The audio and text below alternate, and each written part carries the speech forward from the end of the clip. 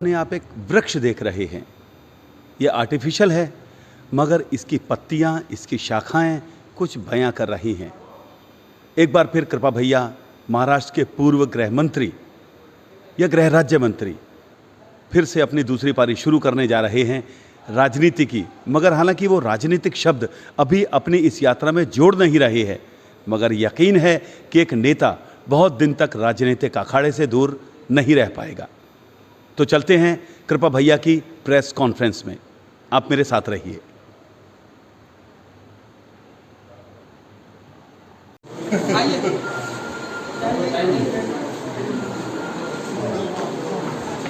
आपका लंबा संघर्ष भी हमने देखा है इन मुंबई के टाइम से। मैं उसी दौर का पत्रकार हूँ। आज आपका जो स्लोगन है वॉइस ऑफ हार्ड वर्कर्स, ये अपने आप में पूरी कहानी बयां करता है। इसका मतलब है कि आप महाराष्ट्र के हार्ड वर्कर्स को अपने साथ में एकजुट करना चाहते हैं। मैं इसलिए जो भी हार्ड वर्कर है परिश्रम के साथ जुड़ जाता है, जुड़ सकता है, इसके लिए कोई बंधन नहीं है। लेकिन हमारा जो परिश्रमी समाज जिसका कोई साधन नहीं है, जो परेशान होता है, उसके लिए अभी कोरोना के समय की बारी में बैठे हैं। जब भी कोई सूचना भी कहीं ट्रेन के पैसे भी इससे भरवाए गए। ये विक्रम सिंह बैठा है, रात में मुझे फ़ोन कहाँ से आता था, फ़ोन करता था। राजेश बैठे हैं, राज BMT वाले, ऐसे बहुत सारे लोग हैं। तो मैं शायद रात को 3 या 4 घंटा सोता था, तो ये लोग मुझे संपर्क करते थे।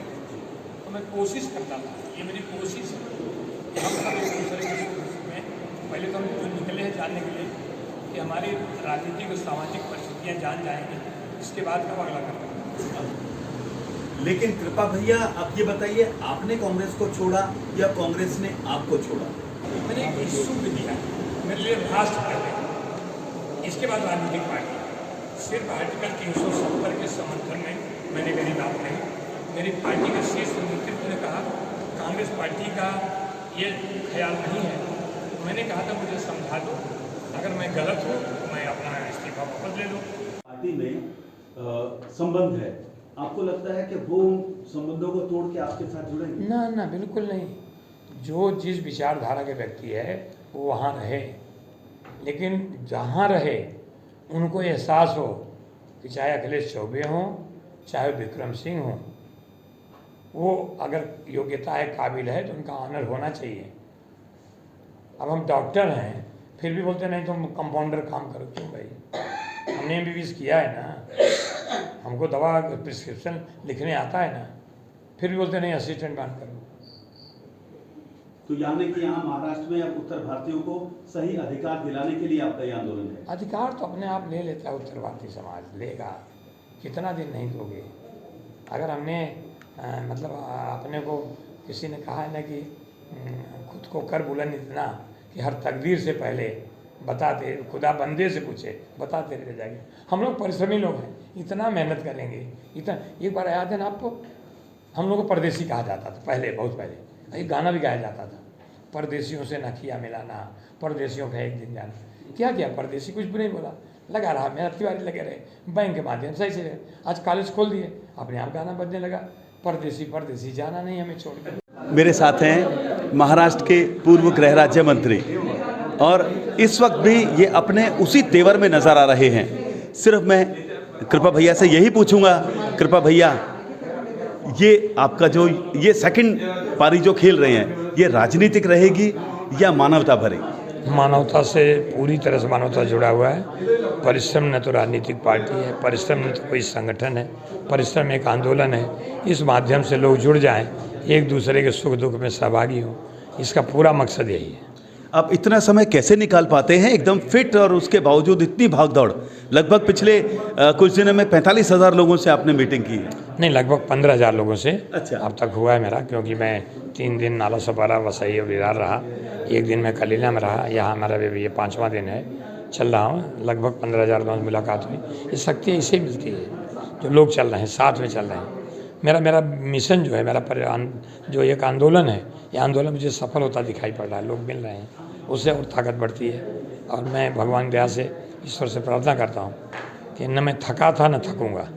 इस वक्त मेरे साथ हैं महाराष्ट्र के एक तरीके से शिक्षाविद कहें, शिक्षा सम्राट कहें, ललन तिवारी जी।